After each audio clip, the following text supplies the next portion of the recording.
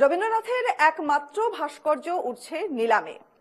1883 সালে বোম্বাই প্রেসিডেন্সির অন্যতম প্রধান শহর কারওয়ার ভ্রমণে যান রবীন্দ্রনাথ। ঘুরতে ঘুরতে একটি কোয়ার্জাইট পাথর তুলে নেন তিনি, আর তারপর তাকে হৃদয়ের আকারে কেটে লিখে রাখেন মিতায়ন কবিতা। পাষাণ হৃদয় কেটে খেদিনু নিজের হাতে, আর কি মুছিবে লেখা অশ্রু বাড়ি ধারা পাতে। অত্যন্ত গুরুত্বপূর্ণ এই লাইন এই চতুষ্পদী কবিতা খচিত পাথরে রবীন্দ্রনাথের হাতে তৈরি প্রথম এবং একমাত্র ভাস্কর্য, আর সেই ভাস্কর্য এবার উঠবে নিলামে।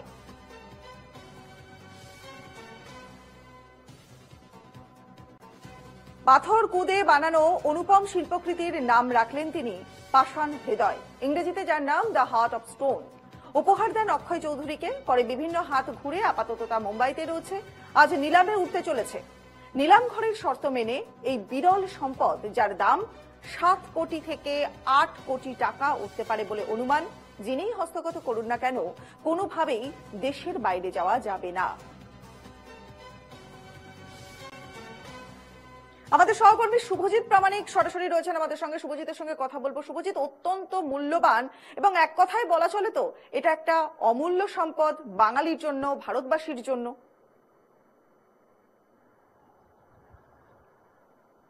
একদমই তোমাকে বলে রাখবো যে এটা কিন্তু শুধুমাত্র বাংলা বা বিশ্বভারতী নয়, সমগ্র ভারতের কাছে অমূল্য সম্পদ। এবং তা ভারতে থাকা, সর্বোপরি বিশ্বভারতীতে থাকা রবীন্দ্রনাথের জিনিস রবীন্দ্রনাথের কাছে থাকা, সেটাই কিন্তু সকলেই চাইছেন। এবং সেই ছবিটাই আমরা দেখতে পেয়েছি শান্তিনিকেতনেও। এখানকার যে সমস্ত রবীন্দ্র অনুরাগী থেকে শুরু করে যারা রবীন্দ্র যে সমস্ত কিছু নিয়ে গবেষণা করেন, এবং তার সঙ্গে সঙ্গে আশ্রমিক এবং ঠাকুর পরিবারের যারা সদস্য, তারা সকলেই কিন্তু একযোগে জানাচ্ছেন যে এই যে দুষ্প্রাপ্য বলা যেতে পারে অমূল্য সম্পদ, তা বিশ্বভারতীর নিজের কাছে রাখা উচিত। হতে পারে যে এটি একটি ব্যক্তিগত সম্পত্তি নিলাম করা হচ্ছে, সেক্ষেত্রে কেন বিশ্বভারতী দেখাচ্ছে না, কেন কেন্দ্র সরকারের কাছে যে এই বিশ্বভারতী বিশ্ববিদ্যালয়ের যে আচার্য প্রধানমন্ত্রী স্বয়ং আমরা জানি, তার কাছে কেন আবেদন করছে না যে এই সম্পদ, এই অমূল্য সম্পদকে নিজেদের কাছে রাখার জন্য কোন রকম পদক্ষেপ কেন নিচ্ছে না, সেই বিষয়টি জানাচ্ছেন। এবং তারা এটাও জানাচ্ছেন যদি এটা বাইরে চলে যায় বা বেহাত হয়ে যায়, সেক্ষেত্রে কিন্তু একটা অপূরণীয় ক্ষতি হবে। কারণ রবীন্দ্রনাথের যে নোবেল পদক, তা চুরি হয়ে গিয়েছে এবং কয়েক দশক পেরিয়ে গেলেও কিন্তু সেই নোবেল পদকের কোনো খোঁজ পাওয়া যায়নি। তার আক্ষেপ সমগ্র ভারতবাসী শুরু করে আপামর বাঙালি সকলের মনের মধ্যে এখনো কিন্তু টাটকা হয়ে রয়েছে। আর সেই জায়গায় এই ধরনের একমাত্র ভাস্কর্য যে রবীন্দ্রনাথ ঠাকুরের নিজের হাতে তৈরি, সেই ভাস্কর্য আবার বেহাত হয়ে যেতে পারে, সেই আশঙ্কা এবং সেই জন্যই কিন্তু চোখের জল ফেলছেন কার্যত বলা যেতে পারে রবীন্দ্র অনুরাগীরা এবং আশ্রমিকরা। অন্যদিকে বিশ্বভারতী কর্তৃপক্ষ, তারা কিন্তু কার্যত বলতে গেলে একদমই উদাসীন। তারা যেটা জানাচ্ছেন, অর্থাৎ বিশ্বভারতীর উপাচার্যের সঙ্গে আমরা চেষ্টা করেছিলাম কথা বলার, তিনি কোনো মন্তব্য করতে চাননি। এবং ভারপ্রাপ্ত উপাচার্য অতীক ঘোষ, তিনি স্পষ্ট ভাষায় জানিয়েছেন যে যেহেতু এই বিষয়টি একদমই ব্যক্তিগত একটি সম্পত্তি, তাই বিশ্বভারতী কর্তৃপক্ষের সরাসরি এখানে কোনো কিছুই করার নেই। শুধুমাত্র তারা অবশ্য একটি অনুরোধ চিঠি দিয়েই তাদের কাজ সম্পূর্ণ করেছেন। এই যে মালিকের কাছে রয়েছে এই ভাস্কর্য এবং তার সঙ্গে সঙ্গে যে 35টি দুষ্প্রাপ্য চিঠি, সেই চিঠিগুলিকে তাদেরকে দেওয়ার জন্য অনুরোধ করা হয়েছে। যদি অনুরোধ সাড়া দিয়ে এই চিঠিগুলি তাদেরকে দেওয়া হয় বা সেই অনুলিপিগুলো তাদেরকে দেওয়া হয়, তাহলে রবীন্দ্র ভবনে, যেখানে আমরা জানি যে রবীন্দ্র মিউজিয়াম রয়েছে, সেখানে রবীন্দ্রনাথ ঠাকুরের বিভিন্ন সময়ে ব্যবহৃত বিভিন্ন জিনিসপত্র রয়েছে। এখানেই ছিল নোবেল প্রাইজ, সেখান থেকে নোবেল প্রাইজ চুরি যায়, সেই রবীন্দ্র ভবনে এগুলি রাখা হবে। শুধুমাত্র দায় সারা ভাবে কিন্তু বিশ্বভারতী কর্তৃপক্ষ তাদের এই অনুরোধ করা একটি চিঠি পাঠিয়ে দিয়েছে, আর কিছু কিন্তু কোনো পদক্ষেপ এখনো পর্যন্ত গ্রহণ করছে না। তবে আমরা জানতে পেরেছি যে এই বিষয়টি তারা বিশ্বভারতীর আচার্য তথা দেশের প্রধানমন্ত্রী নরেন্দ্র মোদী এবং প্রধানমন্ত্রীর দপ্তরে তারা জানাবেন।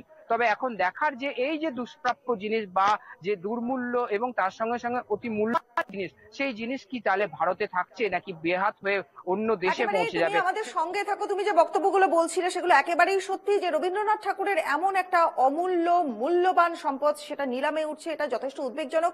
আশ্রমিকরা কি বলছেন বিশ্বভারতী জানবো।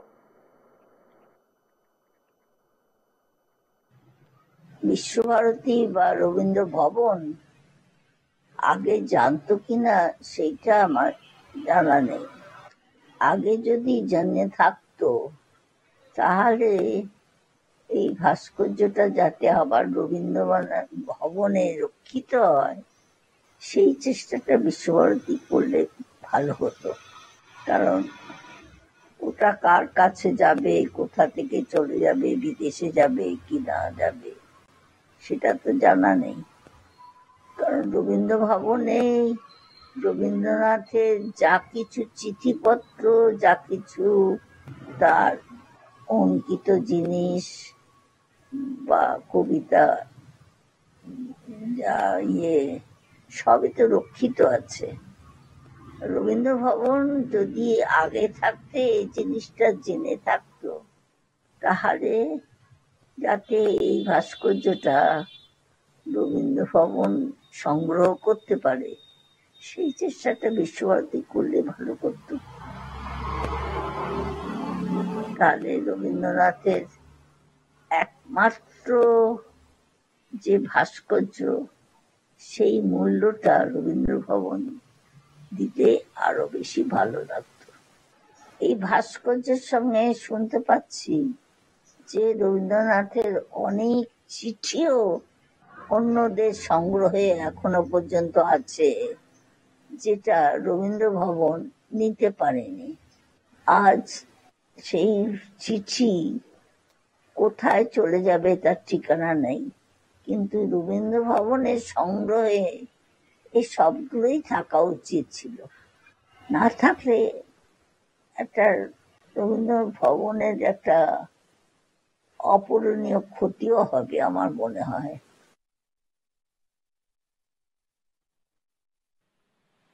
হ্যাঁ, আসলে উনি তো ভাস্কর হিসেবে প্রসিদ্ধ ছিলেন না, কিন্তু এক প্রথম ভাস্কর্য হিসেবে এটার মহামূল্য একে এটা এই ভারতবর্ষে সরকারের রক্ষা করা উচিত ছিল। এখন নিলাম হয়ে কোথায় যাবে কি হবে জানি না। এটা অত্যন্ত মূল্যবান জিনিস, এটাকে এইভাবে নষ্ট করা উচিত না। শিক্ষাবিদ পবিত্র সরকারের বক্তব্য আমাদের কাছে রয়েছেন। শিক্ষাবিদ পবিত্র সরকার, তিনি এই বিষয়ে কি বলছেন? এই নিলামের বিষয়ে রবীন্দ্রনাথ ঠাকুরের নিজের হাতে খোদাই করা যে পাথর, সেই পাথর নিলাম হতে চলেছে, যার নাম তিনি নিজেই দিয়েছিলেন পাষাণ হৃদয়।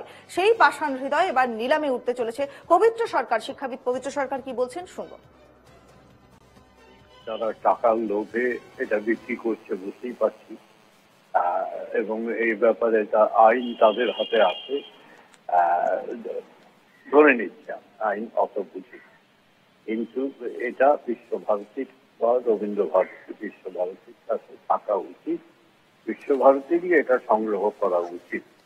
যিনি মালিক তার সঙ্গে কোনো একটা বোঝাপড়া করে যদি কিছু মূল্য দিতে হয় তা দিয়ে ভারত সরকারের এগিয়ে আসা উচিত। ভারত সরকার এ ব্যাপারে বিশ্বভারতীকে সাহায্য করুন এবং বিশ্বভারতীর এটি সংগ্রহ করে তার সংগ্রহশালায় রবীন্দ্র ভবনে রাখা উচিত বলেই আমি। শিক্ষাবিদ পবিত্র সরকার তিনি কে বলছেন, আমাদের সহকর্মী শুভদীপের কাছে আমি আরো একবার যাব। শুভদীপ, পবিত্র সরকার কিন্তু পরিষ্কার বলছেন যে এত বড় একটা সম্পদ সংগ্রহ করে, রবীন্দ্রনাথের যেহেতু সম্পদ আমাদের সংগ্রহ করে রাখা উচিত, তো সেই সম্পদ এবার নিলামে যাচ্ছে। দেখো, 7 কোটি বা 8 কোটি টাকা, টাকাটা বড় কথা নয়। খোদ রবীন্দ্রনাথের হাতে খোদাই করা একটা পাথর, পাষাণ হৃদয়, সেই পাষাণ হৃদয় এবারে নিলামে উঠছে। এটা একটা সত্যিই যন্ত্রণাদায়ক বিষয়। একদমই, তুমি যেমনটা বললে যে শুধুমাত্র এই টাকা দিয়ে এই কিন্তু এই যে জিনিস এর মূল্য করা যাবে না, কারণ এটি একদম দুষ্প্রাপ্য বলা যেতে পারে এবং দুর্মূল্য এবং বহুমূল্য অমূল্য সম্পদ যেটা ভারতের জন্য। সেক্ষেত্রে কিন্তু বিশ্বভারতী কর্তৃপক্ষ কেন কোনো পদক্ষেপ নিল না? তারা কি আদৌ জানতো না এই বিষয়টি? কিন্তু যেটা আমরা কথা বলে বুঝতে পেরেছি যে বিশ্বভারতী কর্তৃপক্ষ কিন্তু বিষয়টি আগে থেকেই জানতো, কারণ তারাও এই যে পাষাণ হৃদয় লেখা যে ভাস্কর্যটি, সেটি কোথায় কোন পথে কিভাবে এসেছে সমস্ত কিছুই তাদের কাছে রয়েছে, এবং তারা শুধুমাত্র সেই চিঠিগুলিকে ফিরে পাওয়ার জন্য অনুরোধ করে একটি চিঠি পাঠিয়েছেন এবং তাদের অনুরোধ করেছেন যে তাদেরকে চিঠিটি দেওয়া হোক। কিন্তু কেন কোনো রকম আগে থেকেই পদক্ষেপ নিল না? কেন বিশ্বভারতী কর্তৃপক্ষের তরফে এই যে ভাস্কর্য তার জন্য প্রধানমন্ত্রী তথা আচার্য বিশ্বভারতী বিশ্ববিদ্যালয় তার কাছে আবেদন করলো না বা কোন রকম কেন পদক্ষেপ গ্রহণ করলো না? সেই বিষয়টাই কিন্তু একটা আশ্চর্যের হয়ে দাঁড়িয়েছে। এবং সে কারণেই কিন্তু সমস্ত যে আশ্রমিকরা রয়েছেন, যারা রবীন্দ্র অনুরাগীরা রয়েছেন, যারা রবীন্দ্র গবেষকরা রয়েছেন, বিশ্বভারতী বিশ্ববিদ্যালয় এবং তার সঙ্গে সঙ্গে পাঠভবন, তাদের যে প্রাক্তন যে শিক্ষক শিক্ষিকারা রয়েছেন, তারা সকলেই কিন্তু আক্ষেপ করছেন এই বিষয়টির কারণে। কারণ তারা বারবারই চাইছেন যে এমন ধরনের জিনিস, যেহেতু বিশ্বভারতীর এবং তার সঙ্গে সঙ্গে রবীন্দ্রনাথ ঠাকুরের স্মৃতি বিজড়িত, তার হাতে তৈরি একমাত্র সম্পদ, সেই জিনিসটি কেন বিশ্বভারতী থেকে আলাদা হয়ে অন্যত্র চলে যাবে? কেন রবীন্দ্র ভবনের মিউজিয়ামে তাকে সাধারণ মানুষ এসে দেখতে পাবে না? সেই আক্ষেপটা কিন্তু তাদের থাকছে এবং তারা সেই বিষয়টিতেই কিন্তু সোচ্চার হচ্ছেন এবং তারা বারবার দাবি করছেন যে এখনো সময় রয়েছে, অর্থাৎ আগামীকাল এই যে ভাস্কর্যটি নিলাম হতে চলেছে তার আগে এখনো সময় রয়েছে। বিশ্বভারতী কর্তৃপক্ষ তাদের যা করণীয় করা উচিত, এটিকে বিশ্বভারতীতে ফিরিয়ে আনার জন্য, রবীন্দ্র ভবনে ফিরিয়ে আনার জন্য তা করা উচিত। রনিপা। একেবারে শুভদীপ, অনেক ধন্যবাদ তোমায়। শুভজিতের সঙ্গে কথা বলছিলাম আমরা, এবং এই বিষয়টা কিন্তু পরিষ্কার হচ্ছে না যে বিশ্বভারতী কর্তৃপক্ষের তরফ থেকে কি ব্যবস্থা নেওয়া হচ্ছে। কারণ রবীন্দ্রনাথের এই যে অমূল্য সম্পদ, রবীন্দ্রনাথ ঠাকুরের নিজের হাতে খোদাই করা এই যে অমূল্য সম্পদ, সেই সম্পদ কিন্তু এবার চলে যাচ্ছে নিলামে। আর এরই মধ্যে বিশ্বভারতী কর্তৃপক্ষের তরফ থেকে বক্তব্য পাওয়া গেছে। বিশ্বভারতী কর্তৃপক্ষ তারা বেশ কিছু বক্তব্য রেখেছেন, তাদের বক্তব্য পাওয়া গেছে। সেখানে কি লেখা হয়েছে যে যেহেতু এই ভাস্কর্যটি একটি ব্যক্তিগত সম্পত্তি, তাই বিশ্বভারতী কর্তৃপক্ষের কিছুই করণীয় নেই। তারা চিঠিগুলির বিষয়ে মালিককে একটি অনুরোধ চিঠি ইতিমধ্যেই পাঠিয়েছেন এবং সেখানে বলা হচ্ছে যে রবীন্দ্র ভবনকে চিঠিগুলি রবীন্দ্র ভবনকে প্রদান করে তাহলে তারা তা সযত্নে রক্ষা করবেন। তবে নিলামে ওঠার কারণে তা কিনে নেওয়ার মতো অর্থ বিশ্বভারতীর কাছে নেই। ভাস্কর্যটি ব্যক্তিগত সম্পত্তি, তাই বিশ্বভারতীর কিছু করণীয় নেই।